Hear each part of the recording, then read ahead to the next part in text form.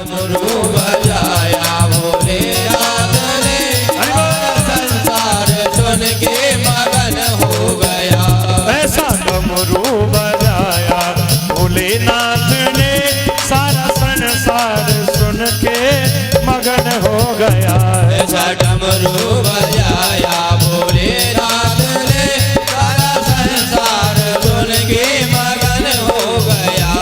सारा संसार सुन के मगन हो गया। सारा संसार सुन के मगन हो गया। सारा संसार सुन के मगन हो गया। सुन के मगन हो गया। ओ ऐसा डमरू बजाया भोलेनाथ ने, ऐसा डमरू बजाया भोलेनाथ ने, सारा कैलाश पर्वत मगन हो गया। ऐसा डमरू बजाया भोलेनाथ ने, बोलो शंकर भगवान की। मगन हो गया।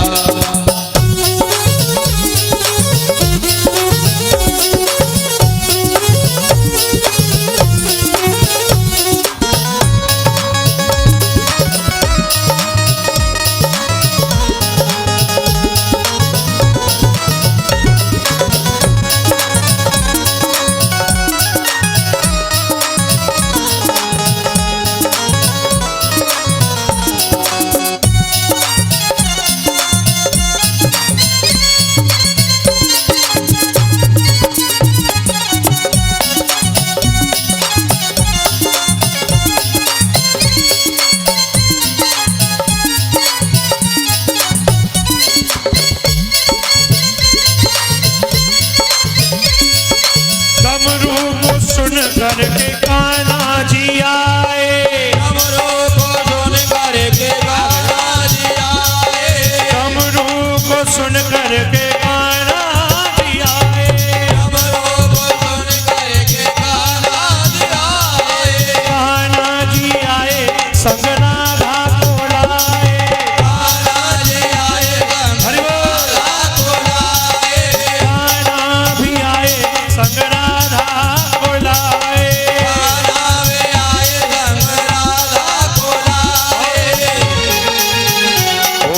सखियों का मन भी मगन हो गया।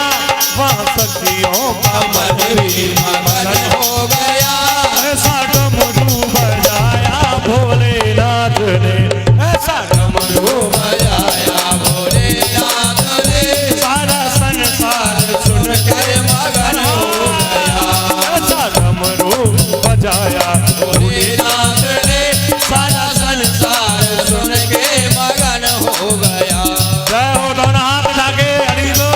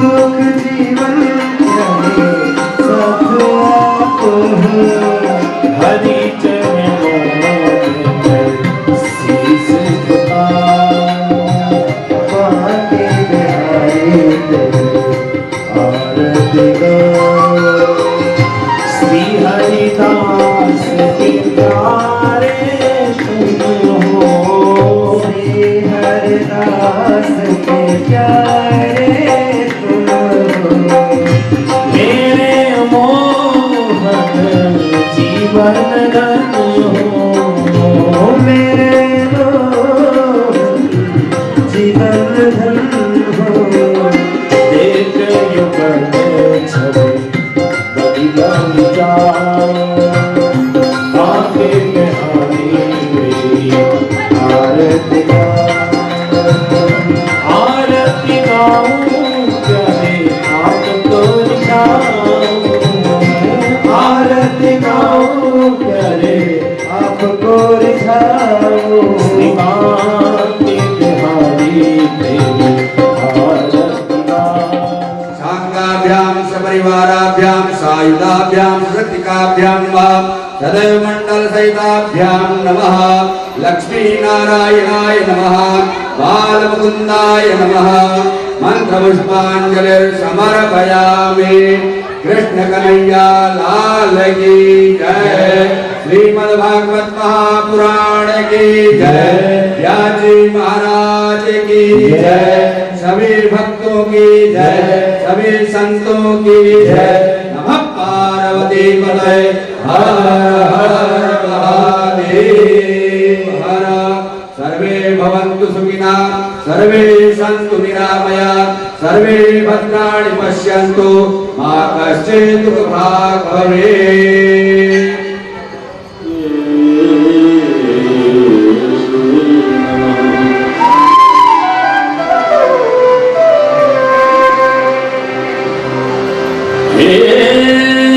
कृष्ण करुणा सिंधो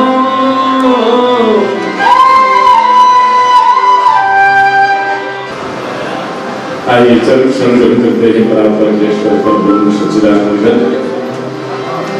अकारण करुणा गुणालय भक्तिवांछा कल्पतरु तवत्म जलंधर पीताम्बरधारी मूर्तिधारी भगवान श्री बांके बिहारी शैल बिहार दास बिहारी रमण बिहारी भगवान श्री कृष्ण जी के चरणों का आश्रय ग्रहण करते हैं उन्हीं परमात्मा की शब्दमयी वांगमयी ध्वनिमयी प्रतिमूर्ति श्रीमद् भागवत जी के चरणों का आओ नमन करते हैं प्रणाम करते हैं कृतज्ञ होते हैं अकाल करुणा गुणालय भक्तवांछा कल्पतरु परम समाधि स्थित सकल शिव तत्व के कारक कल्याण के कारक भगवान वृद्धि के दाता के चरणों में और अपनी मन की वृत्तियों को चारों दिशाओं की ओर से भटकाना बंद करते हम आश्रय ग्रहण करते हैं उन्हीं परमात्मा की आनंदमयी रसमयी कृपामयी सेवामयी प्रेममयी प्रतिमूर्ति श्रीमद् श्री राधा रानी की चरणों में भागवत भागीरथी प्रवाह यूं कहूँ भगवान शंकर की कृपा का प्रवाह सच्चिदानंद परमात्मा की अनुग्रह और उनके लाड़ प्यार के प्रवाह के स्वरूप में निमित्त हमारे चिराग शर्मा परिवार बने हैं और इनको निमित्त बनाकर ठाकुर जी ने हम सबके कल्याण के लिए हमें अनुग्रहित करने के लिए श्रीमद् भागवत भागीरथी का प्रवाह बाबा की परम कृपा में इस आंगन में 2 दिन से यहाँ सुनने और सुनाने का सौभाग्य प्रदान किया है।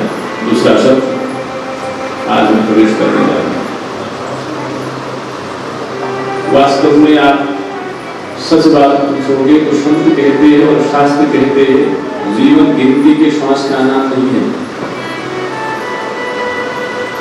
जीवन के आयाम शरीर की चेतना का नाम नहीं है। जीवन की वास्तविक आयाम कहते हैं इस चेतना से ईश्वरीय स्मरण से संबंध।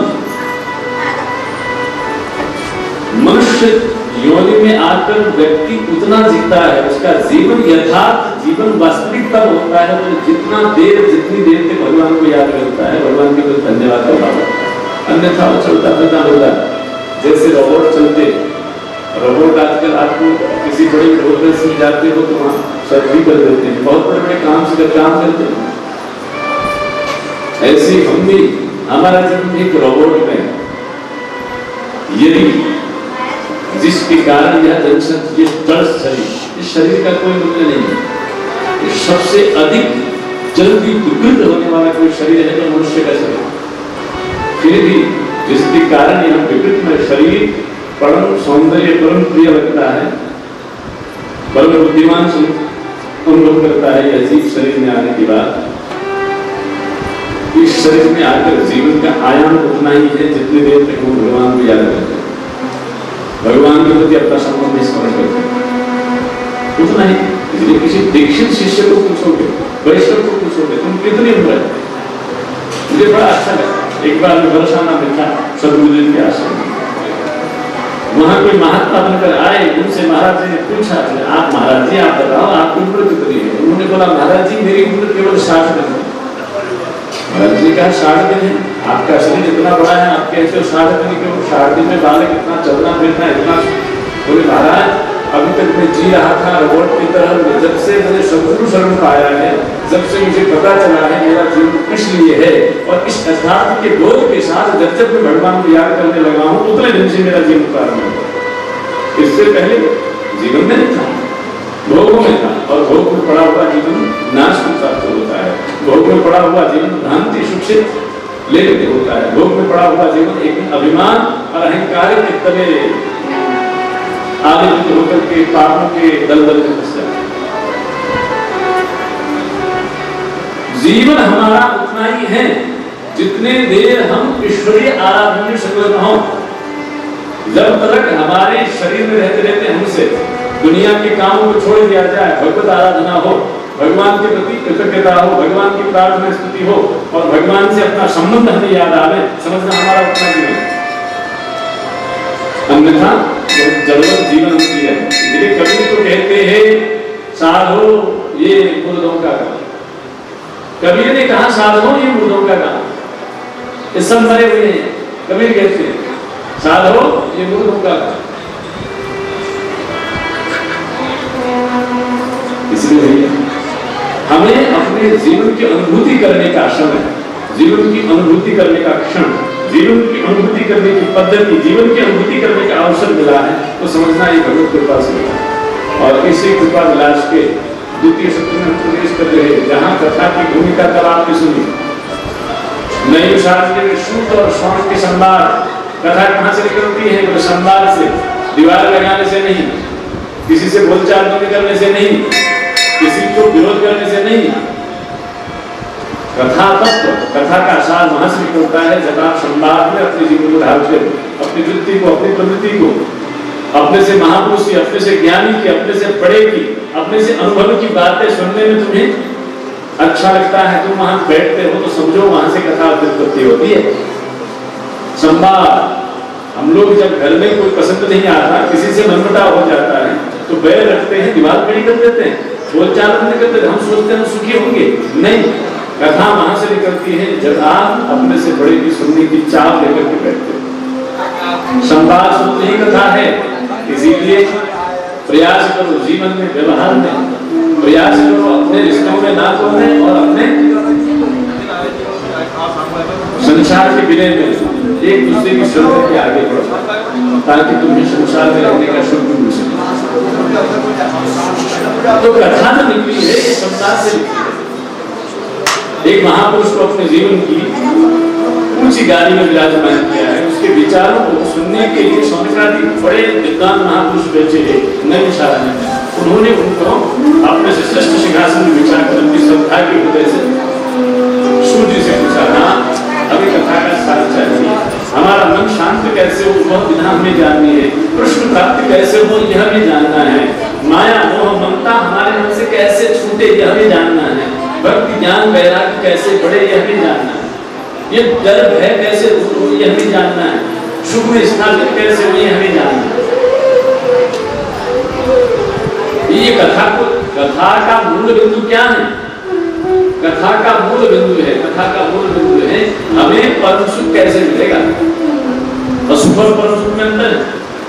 सुख संसार का है, भोजन किया, स्वाद जब तक जीव में तब तक जीव का सुख, पेट में रहा पचा तो पेट से निकलने वाला उस भोग का सुख, और इसको सुख कहा जाता है।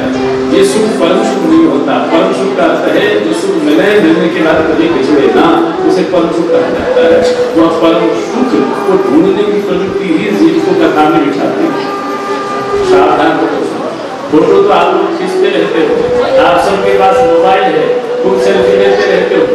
फोटो कैसी आए कोई फर्क पड़ने वाला नहीं है, कैमरा में कैसी फोटो आएगी, लेकिन भगवान की आंख में कैसी फोटो आएगी ये बहुत मायने रखता है। हाँ, आप कैमरा की ओर न भी देखो तो कोई फर्क पड़ने वाला नहीं है, लेकिन व्यास पीठ से बोले गए शब्दों पर ध्यान नहीं दो, दिक्कत पैदा हो जाएगी। फोटो तो आप खींच लोगे, सबके पास कैमरा, सेल्फी आजकल यही फंक्शन आ गया, बढ़िया से फोटो पर ध्यान दो।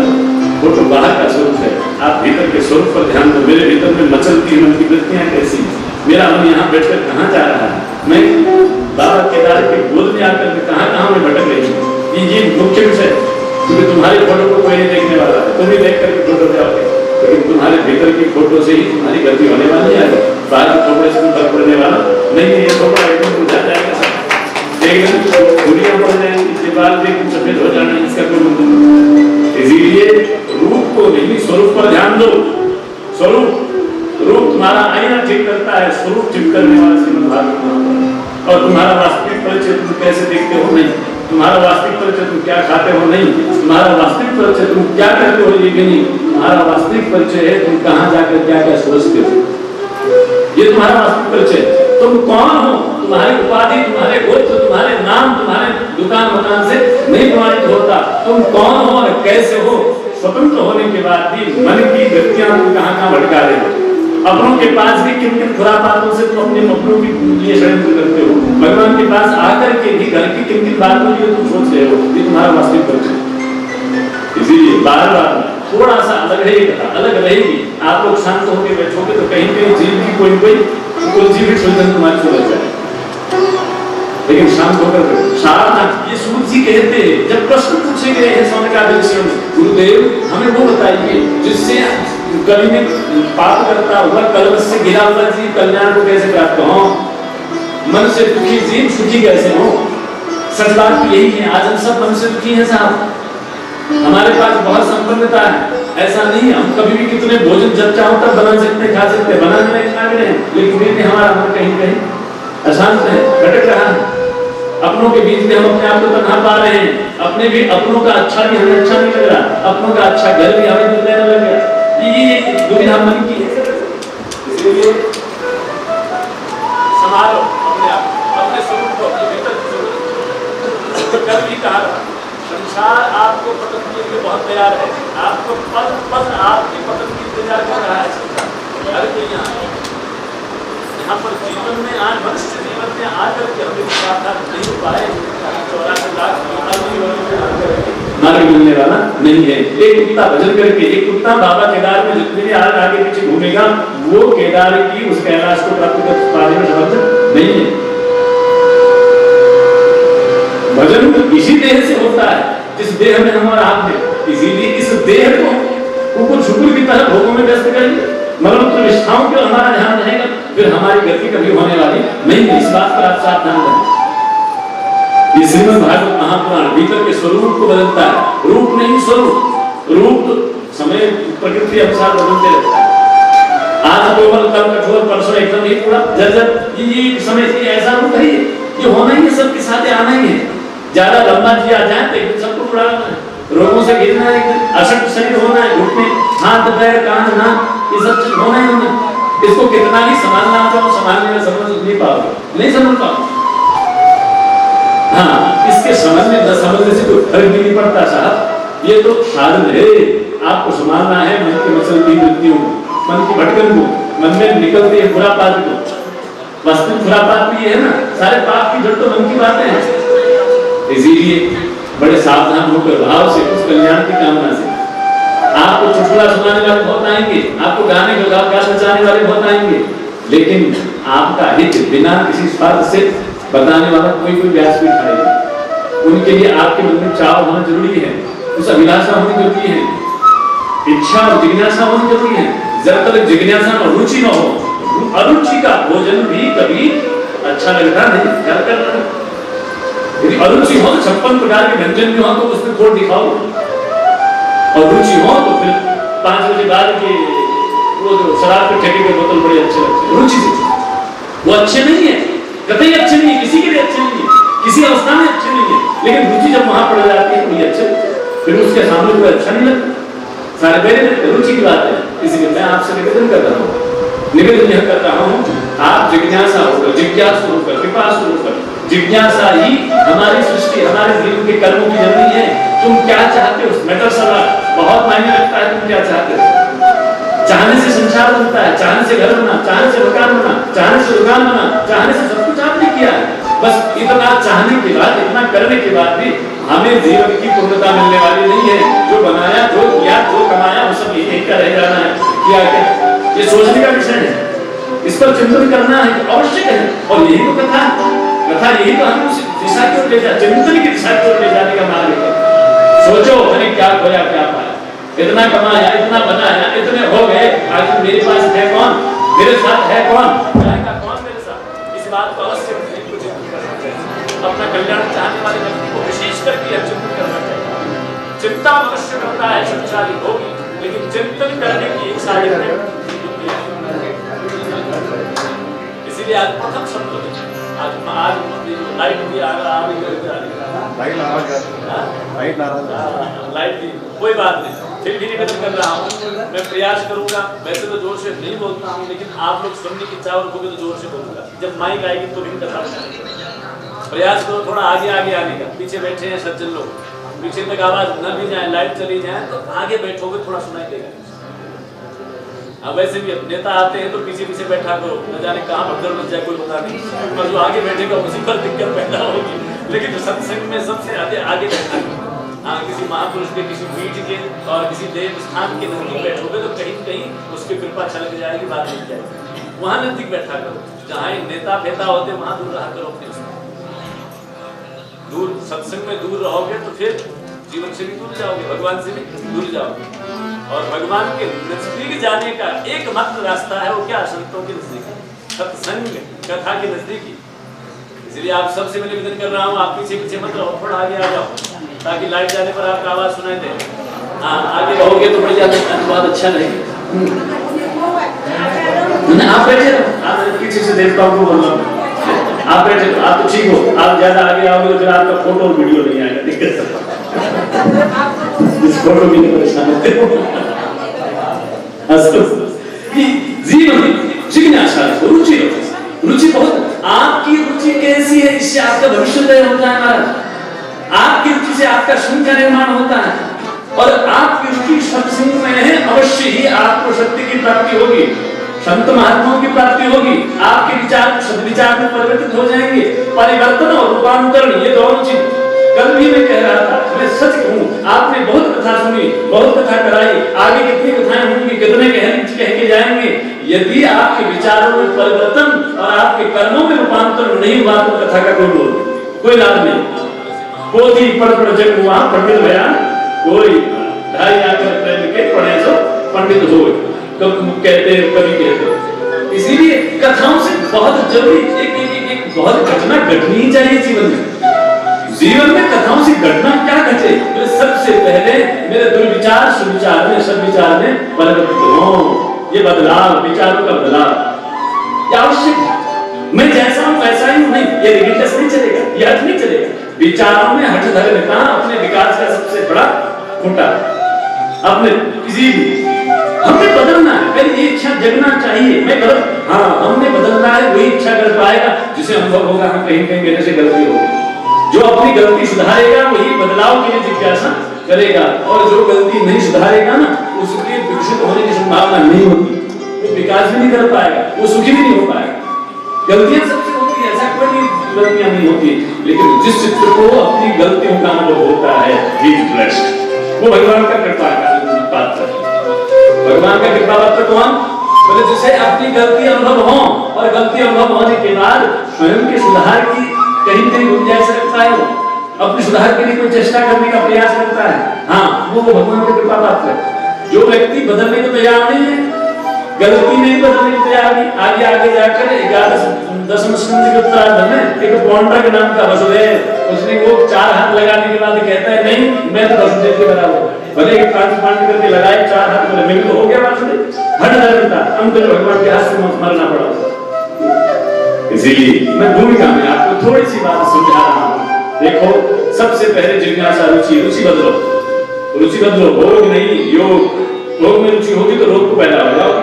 हम प्राय रोगी क्यों हैं? रोगी इसीलिए हैं कि अपने रुचि भोग में है, रुचि हमारी स्वाद में है। हाँ? मैं बार-बार कहता हूँ यदि स्वाद से तुम भोजन लोगे तो फिर दिक्कत पैदा होगी सब, क्योंकि कंट्राडिक्शन है। भोजन किसको चाहिए? भोजन किसको चाहिए? शरीर। भोजन जाता कहाँ है? पेट स्वाद लेता है। बोलो, पेट को कभी खट्टा मीठा लगता है? पेट को कभी मिर्ची लगती है? स्वाद कौन लेता है? जी चाहिए, भोजन चाहिए, शरीर को भोजन जाता है पेट में। बात किसकी मानते हो? बात किसकी मानते हो? जीव की। फिर गलती हो गई यहीं पर। जो व्यक्ति जो चीज तुमसे स्वाद मांगी नहीं रही, तुम्हारा उधर बच्चे भोजन मांग रहा है, हल्का फुल्का खाओ कहता है, उधर कहता है जर्राग्नि कहती है कि हल्का खाओ तब में तुम्हें पचा करके शक्ति होगी, शरीर शक्तिमान होगा, लेकिन तुम उसकी बात सुन ही नहीं रहे हो, जीव की बात सुन रहे हो। दूसरा कान की सुनो। कान किस लिए है? भगवान की कथा सुनने के लिए। लेकिन कान में क्या सुनाते हो? पड़ोसी की निंदा, अपनी प्रशंसा, बात नहीं करो। आंख किस लिए है? किसी महापुरुषों के दर्शन के लिए, अच्छी घटनाएं देखने के लिए, भगवान का दर्शन करने के लिए। लेकिन आंखों से क्या देखना चाहते? उल्टा पुल्टा चीज। कंट्राडिक्शन यहीं पर हो गया। इसीलिए जो व्यक्ति इंद्रियों के इन बातों को न मान करके अपनी बुद्धि विवेक का अनुसरण करता है, वह सुरुचि को प्राप्त होता है, और वही सुविचार भी प्राप्त करता है, वही सदाचार के मार्ग में जाता है, सत्कर्म करते हुए सत्संग के मार्ग में जाकर भगवान सत्य स्वरूप परमात्मा का अनुभव करता है। ये चक्र है, ऐसा चक्र है। देवता किसी मठ मंदिर में जाकर के नहीं साहब, देवता के घर में आए, देवता में खूब हमने मंदिर में बनाया, वो भी बनाया, लेकिन वहां जाने के बाद हमने बदलाव नहीं किया अपने में, अपनी परिवर्तन नहीं, फलाने की निंदा, उसकी चुगली, उसकी बुराई, उसका ये पीना खाना सब कुछ वैसा ही है। फिर देवता में घर में आके क्या फायदा? देवता को मंदिर नहीं चाहिए, देवता अपने आप में देवता, ईश्वर अपने आप में ईश्वर है। मंदिर हमारे लिए है, मंदिर भगवान के लिए नहीं है। भगवान तो हर एक के हृदय में है। अहम आत्मा गुणाकेश हृदय स्तुति। हाँ, इस हिमालय के भूखंड में कहीं भगवान आकर विराजे हैं तो भगवान ने कृपा करके हमें सुधरने में मौका दिया। इसीलिए भगवान आपकी मन की दिव्यता से दिव्य होते हैं।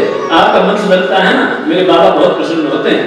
बाबा को मंदिर देखो, बाबा शमशान में रहने वाले हैं, मरे हुए जीवों के राख को लपेट करके, हाँ, चिता भस्माले को गर्भ भगवान का कैसा स्वरूप है? चिता भस्माले को, चिता की भस्म लेपन करते हैं, गरल सनम दिक्पट धरो, गरल विष भरे भुजंगों को अपना ये उनका सिंहासन, भगवान को प्रसन्न करना। लेकिन भगवान के दर पर जाकर के केवल मंदिर तक हम सीमित रह जावे, मन तीर तक नहीं रहे तो बात नहीं करने वाले। मंदिर का अर्थ है मन तीरे। जिस बाबा कहते हैं कि मैं यहाँ बैठा हूँ, लेकिन मुझे इस मंदिर में देखा, मुख्य रहने का जगह कहाँ है? ये हृदय है, ये मन तीर है। इस मन तीर को ही मंदिर का है। इसीलिए मंदिर में आकर हमने मन के तीरे ईश्वर को बिठाना है, तब जाकर मंदिर में आने का लाभ होगा। अन्यथा बाबा को जल चढ़ाकर, बाबा को गर्मी से पकेंगे तो बाबा जल चढ़ाएंगे, आपसे प्रसन्न हो जाएंगे। जल का अर्थ है भाव रूपी जल, मेरा प्रेम, मेरी स्निग्धता, मेरी ममता, ये जल का स्वरूप है। भाव और जल दोनों एक जैसे होते हैं। जल नीचे बहता है तो भाव भी चलायमान है यहाँ, लेकिन बाबा को जल चढ़ाते समय कहना है बाबा ये जल चढ़ा रहा हूँ, लेकिन संकेत है मेरा मन का भाव, मेरी ममता, मेरा प्यार भी तुम पर चले जाए, ये मेरी ममता तुम्हें अपना मानने लग जाए। बाबा आपके बिना चल चढ़ाए प्रसन्न हो जाएंगे। ऐसे इसीलिए सावधान करो, थोड़े प्रतीकों तक अपनी पूजा खत्म मत रखो, केवल धूप दीप तक अपनी पूजा सीमित मत रखो, उससे आगे बढ़ना है हमें। उसके आगे चलायमान गति, इस भाव का विकास करते हुए भगवान तक पहुंचने की पद्धति का नाम और कथा भी। सूत जी को समझाने कहते हैं, हे गुरुदेव, कि संसार में सब लोग यह घोर है कलो प्रायो जीवश्चाश्वतां गतः, इस कलयुग में सब अश्रुता को प्राप्त हो गए। सूत जी को कहते हैं, शौनकादि जी कहते हैं, कलयुग में सब यह घोर है कलो प्रायो जीवश्चाश्वतां गतः। जीव तो असुरता को, असुरता का अर्थ क्या है? असुरता का अर्थ ही अमर्यादित आचरण है। अमर्यादा इज इक्वल टू असुरता।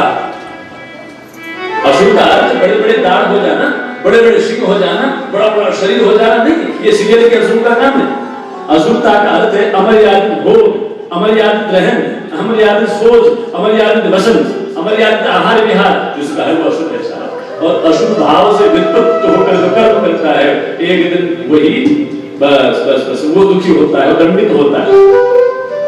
कभी ये सूत जी को कहते हैं शौनकादि से, हे गुरुदेव, आपकी कृपा की, करुणा की, प्रकाश की जो पहुंच है, जो प्रत्येक जीव के हृदय में, शरणागत जीव के हृदय में होती है, तो आप हमें कृपा करके, करुणा करके बताओ, इस संसार की माया से हम कैसे मायापति तक पहुंचे, इस संसार के काम क्रोध लोभ मोह से हम कैसे उठ जाएं, इस संसार की आसक्ति से हटकर भगवान की भक्ति में हम कैसे लग जाएं, रोग देने वाले विषयों की ओर हमारी वृत्ति न होकर ज्ञान वैराग्य में कैसे स्थित हो, आप बताओ गुरुदेव।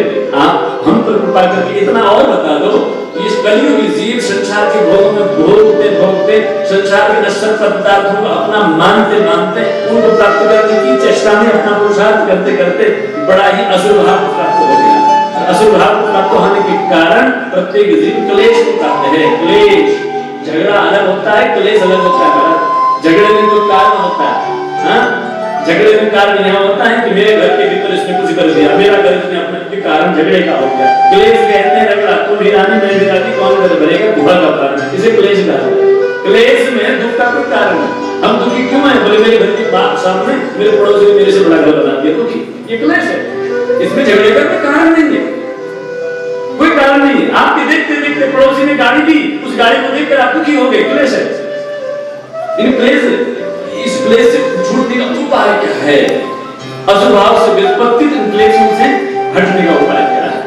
ये सूत जी कहते हैं, बोले चिंतामणि लोक स्वर्ग संपदन, चिंतामणि संसार और स्वर्ग तक हमें पहुंचा सकती है, लेकिन कुंठा हृदय, प्रेम से भरा हुआ हृदय, शरणागत हृदय, भक्ति से भरा हुआ हृदय और भगवान श्री हरि विष्णु, उसका दर्शन केवल गुरु कृपा से हो सकता है।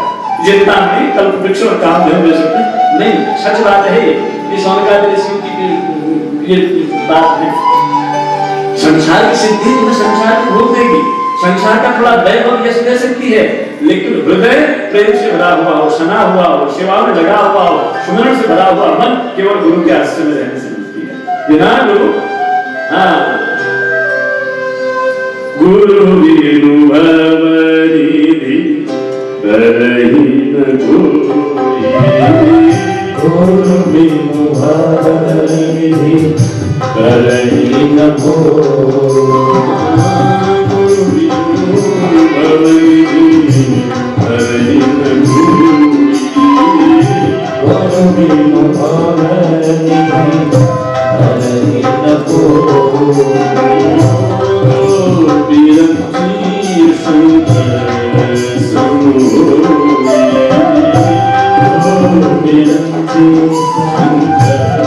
शंकर समोई, जो बिरंची शंकर समोई, बिरंची शंकर समोई, शंकर समोई।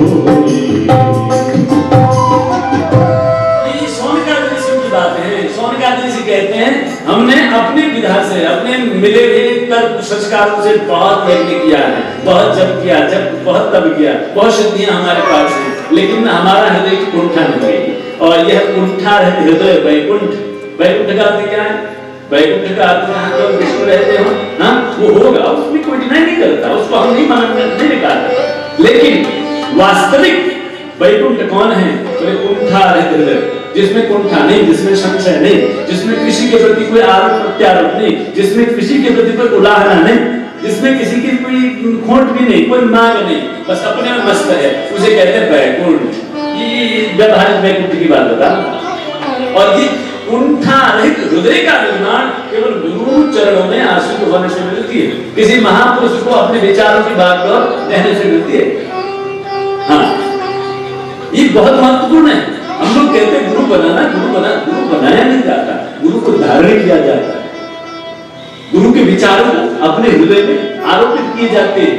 हमारे विचार भोगों में पड़े हुए होते हैं, वैसी ही बातें, वैसी ही सोच, वैसी कल्पना, वैसे कर्म, लेकिन किसी तपस्वी महामुनि, चिंतन करने वाला महात्मा, शास्त्र के किसी विद्वान महात्मा के विचारों से अवप्रोत होकर हम संसार में जाने तो भी हमसे अपराध नहीं होंगे, हम विवेक से जनित होकर कर्म करेंगे। ये गुरु का महत्व है। इसलिए सरकार ने कहा आपको हम गुरु रूप में वर्ण करते हैं। चिंतामणि लोक स्वर्ग संबंध, हम जानते हैं चिंतामणि का आश्रय अब ज्यादा से ज्यादा स्वर्ग की संपदा स्वर्ग तक पहुंच जाती है कि चिंतामणि स्वर्ग की हमें प्रेरणा दे सकती है। लेकिन प्रेम गुरु प्रीतो वैकुंठम के दर्शन, यदि गुरु के चरणों में प्रेम हो जाए हम जानते हैं बोले वैकुंठ का दर्शन। प्रिय विष्णु हमें हृदय में दर्शन देने आते हैं। इसलिए हे गुरुदेव कृपा करके हमारी इस अभिलाषा को, इस उत्कंठा को और इस भीतर की इस पिपासा को आप शांत कर। ये प्रेम सूत जी ने जब एक प्रश्न पूछे ना, सूत जी बड़े प्रश्न हो गए, प्रसन्न हो गए, प्रसन्न होकर कहते हैं प्रीति सौम्य गच्छते ते यतो वच विचार्य च। प्रीति, प्रेम बहुत बड़ा चित्त है हमारा। हम प्रार्थना को प्रेम भी कर देते हैं, हम प्रार्थना को फॉर्मेलिटी औपचारिकता कर रहे हैं, इसलिए हमारी पूजा कभी अनेकों वर्षों से भी अधूरी हो रही है। हम इतने दिया जलाने के बाद, इतना जल चढ़ाने के बाद, इतने पूजा करने के बाद और इतना शाग और बाद भी हमें पूजा पूरी न होने वाली। क्यों? क्योंकि हमारी पूजा में प्रीति नहीं है, हमारी पूजा में औपचारिकता है, हमें करना है, हमारे देवता नाराज हो जाओ, बस हमारी इतनी सी बात है। नहीं, जिन देवताओं ने, जिस कुल देवता, भूमि देवता और जिस ईश्वर ने, जिन माता पिता ने हमें पूरी जिंदगी दी है, उनको प्रिय हो जाए हम, उनकी प्रसन्नता हो, इस बात की नहीं, इस बात की है कि हमारा जो मिल गया ना वो कहीं छीन न जाए, वो कम न हो जाए। ये भय, इस भय से भरी हुई पूजा से भगवान के प्रसन्न होते नहीं है। भगवान प्रेम से, क्यों बोले भगवान का नाम ही है, भगवान को आपकी वस्तु नहीं चाहिए। बाबा तुलसीदास कहते हैं राम केवल प्रेम प्यारा, राम केवल प्रेम प्यारा, राम केवल प्रेम प्यारा,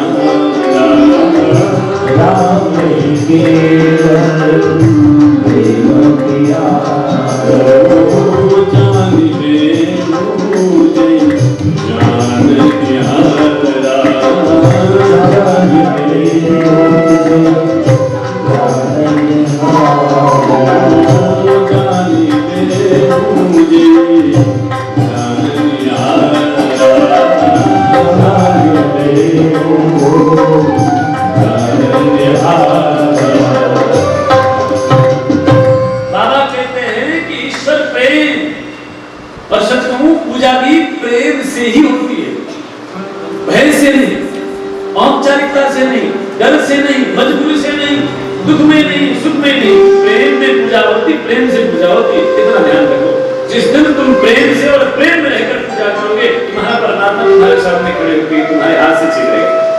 हाँ, भगवान ब्रजवासी में प्रेम से, भगवान भूखा थोड़ी ना, भगवान का आपका काम है, पूर्ण काम है, भगवान को भूख नहीं लगती, मरियमान को भूख लगती है, जन्म लेकर के शरीर धारण करने वाले को भूख लगती है, लेकिन वह परमात्मा प्रेम का पुजारी ब्रजवासी प्रेम से उसको घर बनाए है, अन्न का पहाड़ रखते थे सामने, वही पहाड़ के भीतर प्रवेश करके गिरिराज बन करके प्रेमियों के द्वारा दी गई सब भोजन को एक बात में आरंभ कर दो, अपने उदर में डाल दो। ये प्रेम की बात है। हमारी पूजा प्रेम से नहीं हो ना, तत्क्षण परमात्मा प्रसन्न हो जाते हैं। और जहां हमारी पूजा अपनी पद्धति, केवल विचार, केवल अपनी औपचारिकता से हो, तो फिर वह पूजा नहीं, ये खाना पूर्ति बन के रह जाते हैं। इसीलिए यहाँ प्रीति सौम्य कथा भी प्रेम से निकलती है। तुम्हारे हृदय में प्रीति हो तो व्यास प्रसन्न होती है। सच कहूं, नहीं तो सूत जी तो वैसे भी कह देते सोनकार ऋषि की आप कथा सुनाते नहीं। यहाँ पर भागवतकार कहते हैं कि प्रीत सौनक चित्ते थे, सोनकार ऋषियों के हृदय की प्रीति देख करके सूजी बड़े प्रसन्न हो गए और विचार किया, चिंतन किया, मनन किया। प्रसन्न होने के बाद सोनकार ऋषियों ने कहा, हे सोनकार ऋषियों, आपके प्रश्न से हृदय बड़ा ही प्रसन्न हो गया। आपका प्रश्न केवल संसार के भोग को देने वाला नहीं, ये तो भोग में पड़े हुए जीवों को भी योग को देने वाला है। इससे आपको सुख नहीं मिलेगा, इससे तो संसार के प्रत्येक बद्ध जीवों की मुक्ति मिलेगी, प्रत्येक भोगी भगवान बन जाएगा। इसीलिए यह प्रश्न सबका है, इस प्रश्न का उत्तर मैं दूंगा, लेकिन आपको सावधान होकर सुनना पड़ेगा। ये सावधान, श्रवण में सावधानी बहुत जरूरी है। सुनते सुनते कहीं मन इधर उधर न जाए, सुनते सुनते कहीं हमारी वृत्ति, हमारी चाह, हमारा सोच दूसरे की बुराई, दूसरे की अधूरापन आना वहां न जाए। ये बहुत विशेष साधना। मन कर्म वचन छोड़ छाड़ी कठिनाई कुटिलाई, हाँ, मन कर्म वचन से कुटिलाई छोड़ कर दो। भगवान के चरणों में शरणागत होकर जो जीव महापुरुषों के सामने भगवत चर्चा, भगवत नाम में लगा रहता है, उसके हृदय की व्यथा अपने आप मिट जाती, व्यथा अपने आप हो जाती। ये साधु कहते हैं, ये संत और शास्त्र। इसलिए सूत जी ने कहा सावधानी। सच बात है, हम शरीर के भोगों में थोड़ी असावधानी करने की कोई फर्क पड़ने वाला नहीं है। शरीर में जो हो सकता है, चलो हाँ, क्या होगा, ज्यादा से ज्यादा शरीर छूट जाएगा, छूटना ही हमारा क्या, कुछ भी नहीं होना। शरीर छूटना अनुभवी नहीं है, छूटना ही नहीं है। आज नहीं कल, कल नहीं परसों, यदि थोड़ी असावधानी भोजन में कर लेंगे तो भी कोई फर्क नहीं पड़ता। लेकिन यदि कर्म में, भजन में, पूजा में, पाठ में असावधानी हो गई तो फिर मिलता मिलता मार्ग खो देंगे। पाया पाया बाबा भी उसका भी कृपा के अनुभव नहीं कर पाएंगे। प्रत्येक जीव को अपनी प्रार्थना में, अपनी पूजा में, अपनी शरणागति और भजन में सावधान होकर करना चाहिए। सावधान होकर करने का एक ही विषय हो गया है भजन, हरि का भजन, भगवान का भजन। सावधान भजन करते समय भगवान के अलावा कोई दूसरा याद ना आए, कोई दूसरा न आए। अब मेरी जिंदगी में कोई दूसरा न आए। अब मेरी जिंदगी में कोई दूसरा न आए।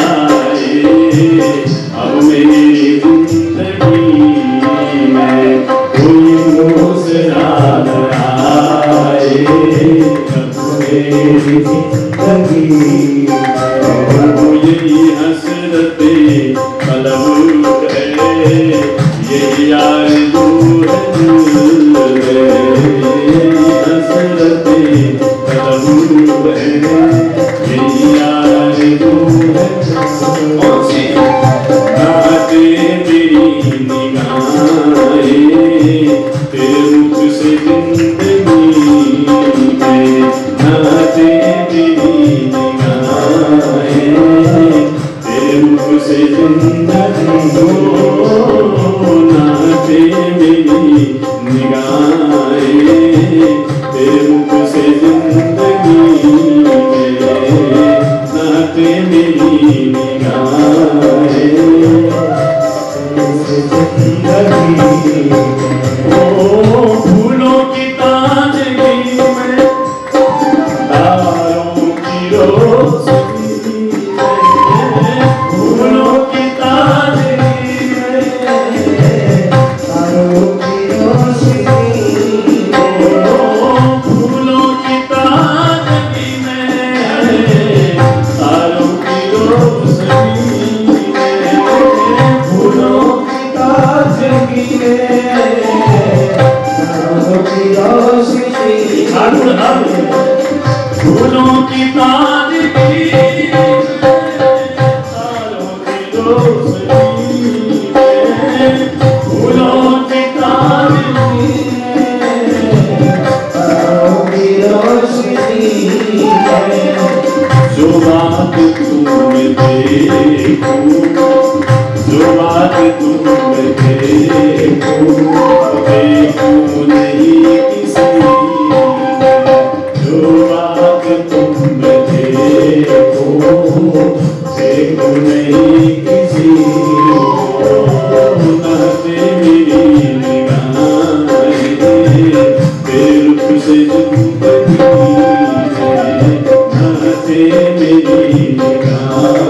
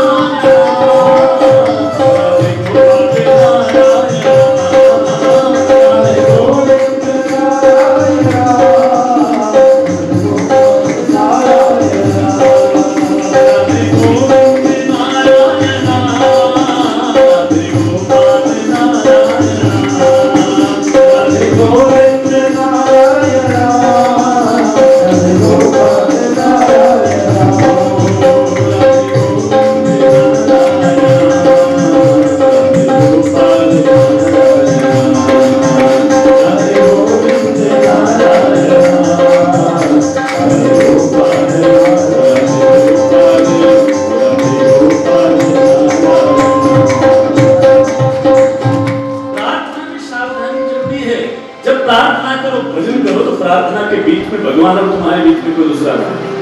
जब बाबा को जल चढ़ाते चढ़ाते भी घर की याद आवे, दुकान याद आवे, मकान याद आवे, नाती पोते याद आवे, वही भैंस मानी। फिर बाबा बाबा ही है, तुम हो। फिर बाबा तुम्हारे बीच में कोई संबंध नहीं है, भले कितना ही जल लोटा चढ़ाओ, पंप लगा के डाल दो उनके ऊपर, तुम्हें कोई फर्क पड़ने वाला नहीं। आवश्यक है जब भगवान का भजन करो तो भगवान के सिवाय तुम्हारे हृदय में किसी और की याद न हो। ये सावधानी भजन में। और भजन ऐसे करना छूट जी कहते हैं, मैं तुम्हें तुम्हारी कल्याण की बात जो तुमने पूछा है सब बताता हूँ, लेकिन तुमको सावधान होकर सुनना पड़ेगा। स्वामी राजा से मैं बड़ा प्रसन्न हूँ। सच कहूँ, इस मृत्यु रूपी सत्य जो काल है, शर्त है, उसके मुंह में फंसा हुआ है।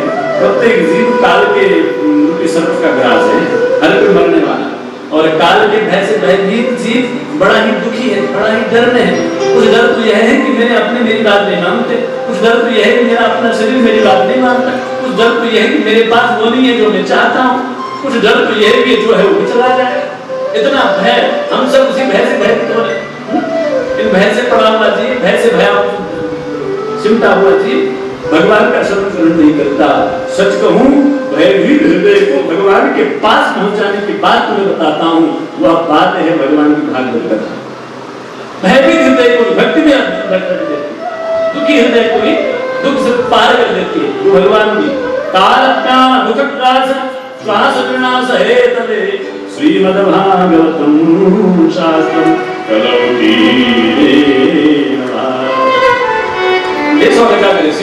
मैं जो तुमने प्रश्न पूछे हैं उन प्रश्नों का उत्तर तुम्हें दूंगा, तुमको सावधान रहना, सावधान सुनना पड़ेगा। मैं बड़ा प्रसन्न हूं। चलो सच कहूं, बोले जीव को कल्याण में रखने वाला कोई साधन है तो कौन है? श्रीमद्भागवतम शास्त्र। ये कलयुग में भगवान की कथा, भक्तों की कथा, भगवान की लीला रूपी श्रीमद्भागवत महापुराण इस जैसा सुलभ सरल और सहज साधन भयभीत हृदय को भगवान की भक्ति में स्थित करने का दूसरा नहीं है। ये कथा का महत्व है। कथा का अर्थ केवल 7 दिन में नाच गाए खाए पिए और चल दिए नहीं। कथा का अर्थ है कि हमारा हृदय भगवान के भाव से भावित हुआ नहीं हुआ। प्रत्येक कथा श्रोता को ये आकलन या ऑब्जर्वेशन करना चाहिए। हाँ, ये करना चाहिए। नहीं किया तो सब कुछ नहीं पाया, कुछ भी नहीं पाया साहब।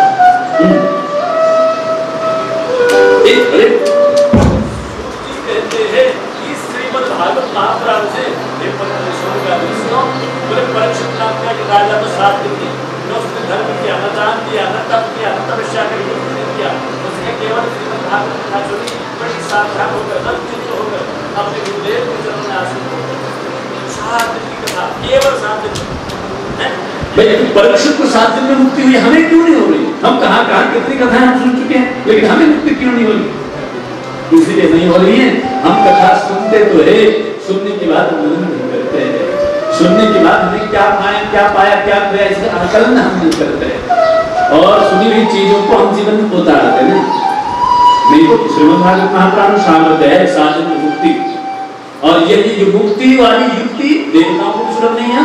देवता बहुत भोगते हैं वहाँ, अप्सरा चाहे तो अप्सराओं का नाच देखें, अप्सरा का नाच नहीं, चाहे तो हम बड़े सुंदर शीतल सुरम्य प्रदेश में जाए, अपने आप प्रदेश वहाँ पैदा हो जाए, वहाँ जल का लहर पैदा हो जाए, वहाँ बहती पवन पैदा हो जाए, लेकिन वहाँ भी भागवत कथा ने और ऐसी दिव्य अमृतमय कथा जिससे 7 दिन में परीक्षित मुक्त हो गया।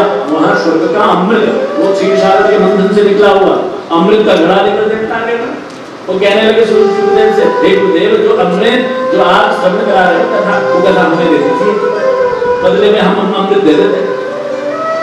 क्यों भाई, इससे क्या होगा? देवताओं ने कहा इस अमृत को पी करके 7 दिन में मरने वाले श्राद्ध में परीक्षित मर नहीं पाएगा। तक्षक काटेगा लेकिन मरेगा नहीं। ये मरने के भय से भयभीत है। सुखदेव ने कहा ये निर्णय परीक्षित करेंगे, मैं नहीं करूंगा। परीक्षित से पूछा, परीक्षित तुम मेरी कथा सुना रहा हूँ, बोलेना चाहोगे या देवता जो घड़े में भर करके अमृत लाए हैं, एक्सलाइन लाए हैं, उसको लोगे? परीक्षित ने पूछा, हे गुरुदेव, मेरे लिए कौन सा अच्छा है? ये शिष्य की पहली पहचान है। शिष्य शरणागत अपनी इच्छा से याचना नहीं करता। शिष्य शरणागत कहता है कि हे ठाकुर, जो तुम्हें अच्छा लगता है, मत समम पात की नास्ती पापाग्नि पर समा नहीं। आप दुर्गा सप्तशती पढ़ते हो? दुर्गा सप्तमी शंकराचार्य महाभारत बड़ा सुंदर क्षमा अपराध स्तोत्र की बात कह रहे हैं। क्षमा अपराध स्तोत्र पढ़ लिया करो, आप लोग बड़ा अच्छा पढ़ते हो, हमारे पहाड़ में तो नहीं पढ़ता था। उसमें क्षमा अपराध स्तोत्र के अंत में शंकराचार्य कहते हैं कि मत समम पातकी नास्ति तत् समम पापाग्नि तो समान। मेरे जैसा पापी नहीं है, लेकिन हे माई हे महामाई तुम जैसा पाप को खत्म करने वाला और पावन नहीं। मैं ये तो नहीं कहूंगा मुझे ये दे दे, मैं ये भी नहीं कहूंगा मुझे वो दे दे, बस क्या करना है यथा यज्ञम कथा यथा यज्ञम। हे भगवती सच में तुम मुझे अपना मानती हो, मैं जिस योग्य हूँ, मैं जैसा हूँ, जिस लायक हूँ वो दो, मेरे डंडे के लायक को डंडा दे दो, बस मैं तुम्हारा हूँ, जिससे मेरा हित हो बस वो करो, मुझे अपना बना लो। ये प्रार्थना की विशेषता। और प्रार्थना में भगवान से कहे सुबह संपत्ति घर आते कष्ट से विषय विकार मिटाओ पाप हर देना, उसी में हम चले रहे तो बात बिगड़ जाएगी, बात पूरी नहीं होगी। इसीलिए आरती घुमाते घुमाते हमारे हाथ थक गए, कई दियाएं पूरी हो गई, लेकिन हमारी आरती हमारा हाथ थकते भगवान को भी नहीं। प्रार्थना में समर्पण प्रेम आवश्यक है। सुखदेव कहने लगे परीक्षित हे परीक्षित, ये स्वर्ग के अमृत का घड़ा तुम्हारे शरीर को अमर कर सकता है, लेकिन तुम्हारे हृदय को अमर नहीं कर सकता। तुम्हारे हृदय को प्रेम से भी भर सकता। ये स्वर्ग का अमृत तो कांच है, और जो मैं सुना रहा हूँ ना, जो कथा में दे रहा हूँ, जो जीवन जीने की पद्धति, जो भगवान की स्मृति उनकी लीला जो मैं दे रहा हूँ ना, ये मणि है। मणि विपरीत स्थिति में भी सुखी रहने की कला देती है। मणि जानते हैं मणि की विशेषता होती है, मणि जब गर्म वातावरण में हाथ पकड़ते हो तो ठंडक देती है, और ठंडी में वो उष्मा देती है। जब तुम्हें जो चाहिए वो देती है, जैसा तुम्हें सुख वो मणि का। इसलिए सुखदेव कहते हैं परीक्षित को, हे परीक्षित को कांचक को मणि महान, को सुधा को कथा लोके को कांचक मणि महान। तुम्हें कहूं परीक्षित, ये अमृत स्वर्ग का अमृत और कथा में तो इतना अंतर है जैसे मणि मणि और कांच में अंतर है। और तुम समझो तुम्हें कार चाहिए तो ले लो, मणि चाहिए तो इसको रिजेक्ट कर दो। और सूर्य जी कहते हैं कि सनकादिक ऋषियों, परीक्षित ने गुरुदेव की बात सुन करके स्वर्ग के अमृत से भरे हुए घड़े को तिरस्कार कर दिया और अपने गुरुदेव के चरणों पर रह करके सात कथा सुनना शुरू किया। इतनी बड़ी महिमा श्रीमद् भागवत पुराण की केवल कथा। और 7 दिन में कोई धर्म नहीं किया, कोई कर्म नहीं किया, कोई दिया नहीं, कोई बात ही नहीं, कोई आरती नहीं, बस बैठा गुरु का होकर के। गुरुमुखी व्यक्ति कभी अपराध में जा सकता नहीं है, यह दूसरी बात। मनमुखी व्यक्ति बड़ा सा बड़ा पढ़ा लिखा क्यों न हो, लेकिन गुरु शरणागत नहीं होगा ना, खुरापात की जड़ है वो। कोई कुछ हाँ उसके मन में खुरापात आ जाएगी, लेकिन कोई पढ़ा लिखा न भी हो लेकिन गुरुमुखी हो ना, वह जीवन पाप है। भले ही उसके घर में पैसा कम होगा लेकिन पाप नहीं जाएगा। इसीलिए परीक्षित ने उस विपरीत अवस्था में भी, देखो हम होते तो क्या करते, हम होते तो बोलते हम बस मरने से तक्षक को विश्लेषण कर दो, हम ना मरे, हमारी बुद्धि तो यही कहती ना। लेकिन नहीं, वो परीक्षित तो इतना सबल है, उसके बाद इतनी दास दासियां, इतनी पत्नियां हैं, इतना घर मकान, चक्रवर्ती सम्राट है, सब छोड़कर गंगा किनारे आए और वहां गए और दूसरा मौका मिला, तुम स्वर्ग का अमृत लो, मरोगे नहीं कभी। उसने कहा नहीं, मुझे गुरु ज्ञान चाहिए, मुझे अमरता नहीं चाहिए, मुझे अभयता चाहिए, मुझे प्रेम चाहिए, मुझे स्वतंत्रता चाहिए, मुझे शरणागति चाहिए। ये और 7 दिन में, केवल 7 दिन में जो ही सब दिवस की भागवत कथा होती है, तक्षक आया होगा लेकिन वो ज्योति रूप से परम धाम में भगवान को ऐसी कथा। ये कथा जब ब्रह्मा जी को बड़ा आश्चर्य हो गया, महाराज मैंने सृष्टि करी है, छाती से धर्म किया है, पीठ से अधर्म किया है, यज्ञ किया, तप किया, दान किए, इतने ऋषि मुनियों वेद वेता विद्वान बनाए मैंने, लेकिन परीक्षित ने किसी की ओर नहीं देखा। महाराज इसमें कौन सा गुण है, जरा तौलो तो सही, कितना वजन है, मैं देखूं तो सही। ब्रह्मा ने अपने मन के तराजू से एक तरफ भागवत को रख दिया, दूसरी तरफ जितने धर्म के चरण हम सब रख दिए, उसमें दया रख दिया, दान रख दिया, तीर्थ रख दिए, यज्ञ रख दिए, जो सत्य रख दिया, तप रख दिया। ज्यों ही एक परड़े में भागवत महापुराण, दूसरे परड़े में धर्म के जितने अन्य साधन, फिर भी धर्म जिस परड़े में भागवत महापुराण है वह वजनदार, वह नीचे, और अन्य धर्म के परड़ा ऊपर हल्का हो गया। ये भागवत कथा का नियम। इसलिए ब्रह्मा ने निश्चित कर दिया, कल्याण चाहने वाले व्यक्ति को भागवत कथा श्रवण के दौर से गुजर करके ही आगे बढ़ना।